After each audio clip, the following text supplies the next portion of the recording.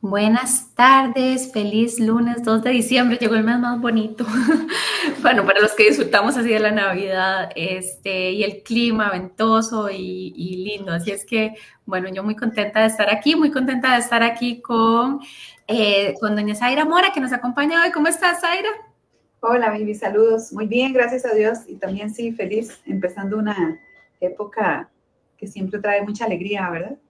Sí, sí, qué lindo. Bueno, vamos a hablar con un tema que a algunos no les trae tanta alegría probablemente, que es el impuesto solidario, que también se llama, bueno, que también es como conocido, ¿verdad? No es que se llama, pero es conocido como el impuesto a las casas de lujo.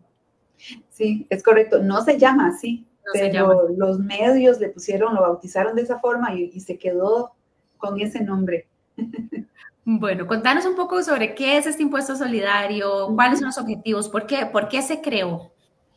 Bueno, el impuesto solidario es un impuesto que se establece sobre la propiedad de las viviendas y básicamente se crea allá por el año 2009 con el propósito de poder financiar programas de vivienda por programas sociales, ¿verdad? De manera que aquellos que tienen la capacidad económica para tener su casa se conviertan en solidarios con aquellos que no tienen las posibilidades de una vivienda. Entonces se recauda el tributo, es entregado al BAMBI para que ellos puedan destinar al menos el 70% de todos los recursos recaudados en la construcción de viviendas y también hay un tema del 30% para el bono colectivo de vivienda. Así que los que tienen solidariamente están ayudando a los que no tienen su vivienda. Muy bien. ¿Cuáles son las características que tienen las propiedades que están sujetas a ese impuesto? Bueno, el impuesto está creado para que sea cobrado o recaudado por aquellas viviendas que son de uso habitacional, ¿verdad? Ya sea que sean de vivienda diaria o que sean de recreo o que sea de uso ocasional, siempre y cuando sea de uso habitacional, tendrán que pagar el tributo. Entonces, aquí hay que tener, digo yo, cuidado, porque a veces podemos encontrar propiedades muy grandes que tienen un pedacito en el que está la casa y otro montón de tierra donde tienen sembrados, donde hay otras cosas que no son necesariamente casa. Entonces, hay que tener cuidado de qué es lo que estamos sometiendo a este impuesto. Según la ley, debe ser aquella vivienda de uso habitacional y el terreno en el que ella está construida. Entonces, debo de tener cuidado cómo lo voy a revisar. Pero en teoría, la revisión de los requisitos es que sea una vivienda, que sea de uso ocasional o permanente. Básicamente, que tenga un valor, ¿verdad? Que esa vivienda tenga un valor que no sobrepase lo que nos diga la tabla del impuesto. Esta tabla cambia todos los años, Vivi. Entonces, por ejemplo, para la normativa que tenemos vigente al día de hoy, que fue modificada en diciembre del año pasado, las casas que tienen un valor de 364 millones en adelante son las que pagan el impuesto. Las que tienen menos de ese valor no estarían sujetas al impuesto. Perfecto. Bueno, ahora en enero tengo entendido que corresponde a la nueva declaración que es trianual. Ahora nos contás de eso. ¿Y qué deben hacer los contribuyentes para prepararse adecuadamente para hacer esta declaración? Claro, efectivamente, este es el único impuesto que tenemos cuya declaración no se hace anualmente. Se presenta una declaración que tiene validez por 3 años. Es decir, que lo que yo declaro, el monto que yo declaro, se mantiene estático durante 3 años. Voy a pagar lo mismo, por ejemplo, ahora en el 25, en el 26 y en el 27. Esta declaración se hace por medio de la ATV de cualquier contribuyente. Debe primero haber ligado la vivienda o la finca a su cuenta de ATV. Eso es algo que se hace directamente en el sistema y una vez que está ligado, entonces podemos presentar la declaración que se debe de realizar antes del 15 de enero del próximo año. Es importantísimo, Vivi, que esa declaración debe de hacerse de forma correcta, ¿verdad? Porque a veces el contribuyente dice, mi casa tiene un valor X, ¿verdad? Y consideran que ese valor es el adecuado para el impuesto. Sin embargo, este impuesto solidario es muy técnico y básicamente nos refiere a manuales donde tenemos los valores de la tipología constructiva que debemos de seguir para llegar a determinar cuál es el valor real de nuestra vivienda. Y cuando el valor de nuestra vivienda alcanza ese monto que les decía, que todos los años nos ofrece la tablita de la administración tributaria, yo le adiciono el terreno para tener el valor real al que voy a tener que pagar impuestos, sobre el que pago impuestos. Justamente esa era mi otra pregunta, que cómo se determinaba el valor de las propiedades. ¿Se hace con base en esta tablita que estás mencionando entonces? Sí, digamos que en resumen es el valor de la vivienda. Si el valor de la vivienda llega al monto que dice el impuesto que debo de considerar para pagar, entonces a ese valor le sumo lo que cuesta o lo que vale el terreno. Y sobre ese gran total yo pago el impuesto.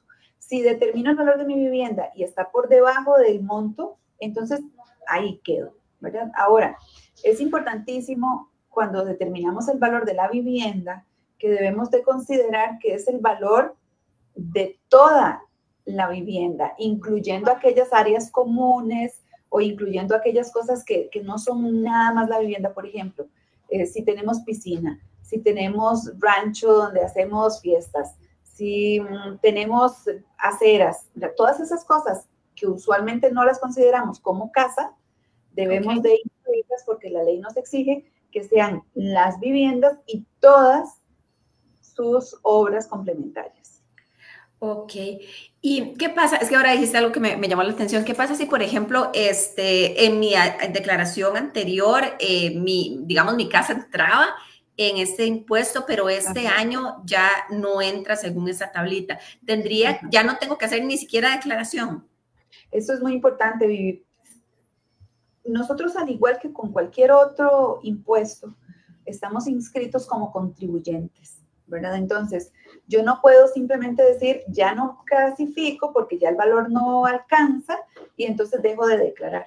Si yo hago eso, estoy cometiendo un grave error porque voy entonces a aparecer como omiso en las declaraciones. Es decir, omiso significa que no presentó la declaración teniendo el deber. Y por cada declaración omisa hay una sanción que pagar. Entonces, si yo pienso que como ya no alcanza el valor, simplemente no declaro, lo que voy a hacer es que voy a ir acumulando sanciones por no presentar la declaración. Lo correcto es solicitar la desinscripción de contribuyente de este impuesto. Pero aquí algo que es importante, digamos, a diferencia de otros impuestos donde yo digo, bueno, dejé de mi actividad lucrativa y simplemente modifico mi declaración, en este caso yo para desinscribirme necesito la autorización de la administración tributaria. Y es muy importante que el contribuyente sepa que lo primero que la administración va a hacer es una visita. Va a revisar si realmente esa vivienda ya no tiene el valor para ser considerada dentro del impuesto solidario. Pero entonces hay que tener cuidado porque si yo le estoy diciendo a la administración, ya mi vivienda no alcanzó los valores, por favor desinscríbame, tengo que estar seguro que efectivamente utilizando los manuales de tipología constructiva y de zonas homogéneas, realmente la vivienda ya no clasifica. Porque de lo contrario, el inspector va a llegar, va a hacer sus mediciones, va a sacar los manuales y nos va a decir, no, mire, la clasificación continúa dentro del rango y usted no se le autoriza la desinscripción. Ok. Y ahora mencionaste algo que también me llamó la atención, por ejemplo, digamos que si tiene rancho, que si tiene... ¿Cómo funciona, por ejemplo, en los casos de los condominios? Esos son casos muy importantes que en muchísimas ocasiones declaran mal porque no saben cómo presentar esa declaración. La declaración para el impuesto solidario es la D-179. En ese formulario tenemos espacio para indicar cuál es el valor de la vivienda y cuál es el valor de las obras complementarias y cuál es el valor de las obras comunes.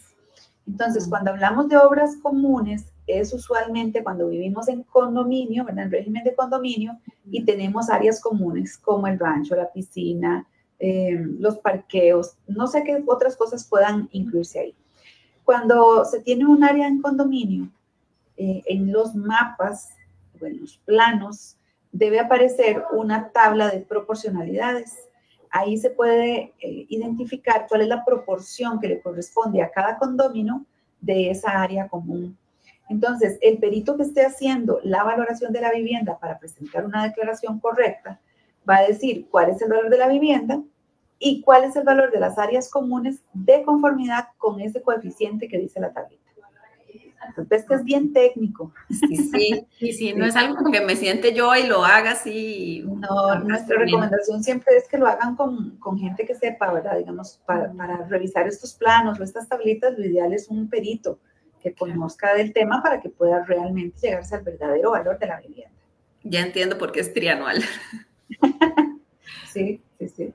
¿Y qué pasos recomendás vos, digamos, que sigan los contribuyentes para presentar esta declaración correctamente?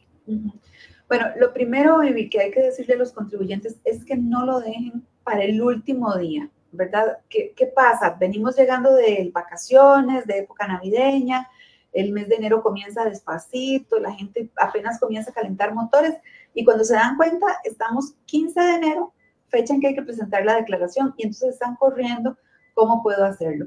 Lo ideal es no esperarse a esa fecha porque ve que si estamos hablando de que se requiere tanto conocimiento técnico, aquí vamos a requerir que el perito nos visite, valore la vivienda, desde temas de qué tipología constructiva le va a dar, de qué están hechas las paredes, cuántos cuartos tenemos. Hay un montón de cosas que el perito debe de considerar para establecer el valor. Después de que el perito establece el valor, entonces ya podríamos presentar la declaración. Pero el perito no hace esto de un día para otro. Entonces, digamos que la primera recomendación es esa, no dejarlo para el final. La segunda es buscar a profesionales. En nuestro caso, Vivi, nosotros tenemos un equipo conformado por un perito, que es el que ve toda la parte técnica, constructiva, y el departamento legal, que es el que valora, digamos, todos los aspectos legales sobre el peritaje que hace el profesional. Y en conjunto se determina cómo debe llenarse esta declaración. Y así vamos seguros de que lo que se está declarando es conforme con la normativa vigente. Perfecto. Y hablemos ahora de sanciones. ¿Cuáles son las sanciones que enfrentan los contribuyentes, digamos, si no se presenta en el plazo establecido o si se hace de manera incorrecta la declaración? Las sanciones que le van a aplicar son las mismas sanciones del Código de Normas. Entonces, tenemos la sanción del Código del artículo 79, por no presentar la declaración, vas a tener que pagar un 50% de un salario base. Era esta que les decía, no dejen de declarar, porque si no siempre van a tener que pagar. Van a tener que aplicar también la sanción del artículo 80, que nos habla de un 1% por mes, por cada mes de retraso, adicional los intereses, y además aplica el artículo 81, Vivi, que eso es, digamos, el artículo 81 del Código, establece la gravedad de las sanciones. Y entonces, a partir de la gravedad de la falta del contribuyente, así va a establecer si la sanción es de un 100% o de un 150% de lo dejado de pagar. Pensemos que nos va bien y que la sanción es solo del 100%. Entonces, si yo tenía que pagar 1.000.000 de colones por el impuesto de mi vivienda, ahora debo el 1.000.000 de colones del impuesto más 1.000.000 de colones de la sanción, más medio salario base de la no presentación, más todos los intereses hasta el día en que yo tenga que pagar.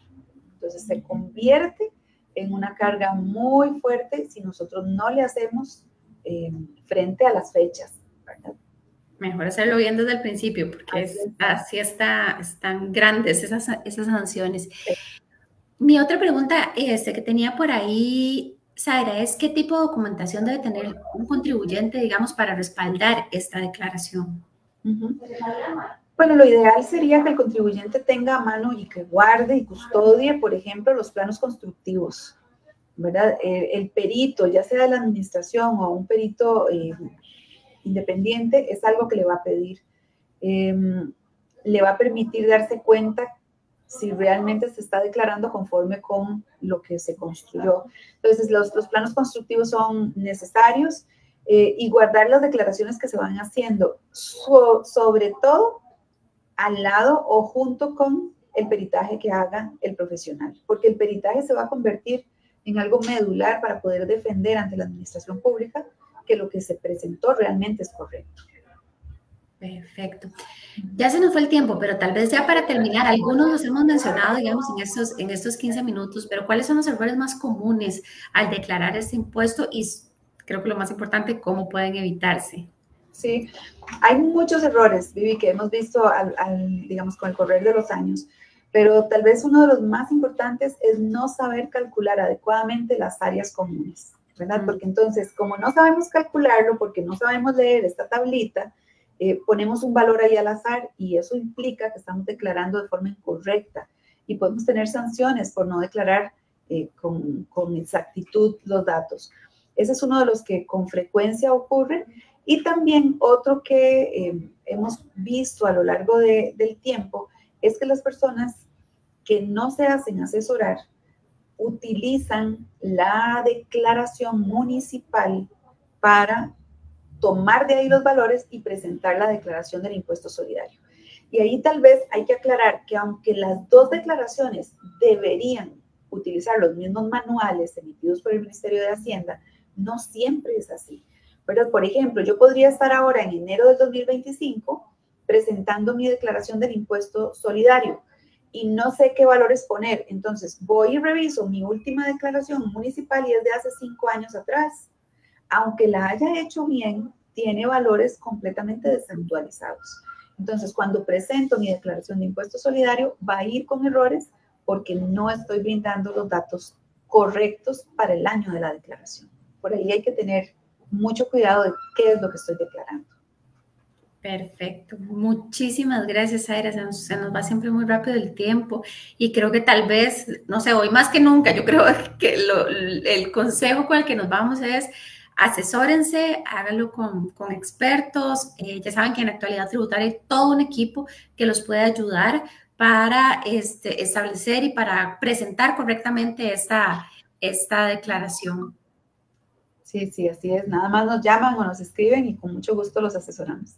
Perfecto, ya saben, 2248-4822, 7023-6238 WhatsApp o info@actualidadtributaria.com. Zaira, muchísimas gracias, un gusto siempre tenerte por acá. Un gusto para mí también, Vivi, que esté muy bien. Nos vemos el próximo lunes, hasta luego.